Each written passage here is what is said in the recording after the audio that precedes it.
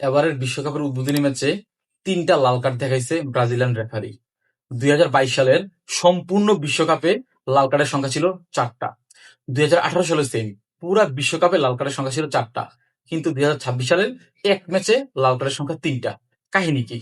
কাহিনী হচ্ছে কি, এবার যদি আপনারা লক্ষ্য করেন, রেফারির মাথার মধ্যে ক্যামেরা থাকে, এইখানে ক্যামেরা থাকে, ওইখানে ক্যামেরা থাকে, মানে চারিদিক দিয়ে ক্যামেরা রেফারির। তো এতদিন হইতো কি, যে রেফারি যেটাকে দেখতো যে ওইখানে একটা ফাউল হইছে, তো ওইটার জন্য বাসি দিত। কিন্তু রেফারির পিছনে যদি কেউ ফাউল করে, রেফারি দুটো দেখে না। অনেক সময় দেখবেন যে একজন প্লেয়ার একজন প্লেয়ারকে থাপ্পড় মারে, কিন্তু রেফারি দুটো দেখে না, তো বাসি দেওয়ার কোনো প্রয়োজন পড়ে না। বাট এবার তো ক্যামেরা আছে, এবার ক্যামেরা এই দিক দিয়ে একটা থাকে, এই দিক দিয়ে একটা থাকে, তো রেফারি তো ওই দিক দিয়ে তাকাই থাকে, বাট ক্যামেরা তো পিছনে দেখতেছে।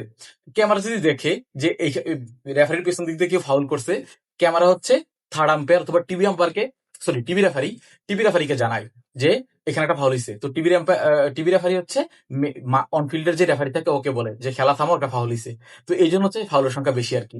বাট তারপরেও এক ম্যাচে 3টা রেড কার্ড, মানে একটা জিনিস চিন্তা করেন, যে প্লেয়ারটা রেড কার্ড খায় সে তো পরের ম্যাচে খেলতে পারে না।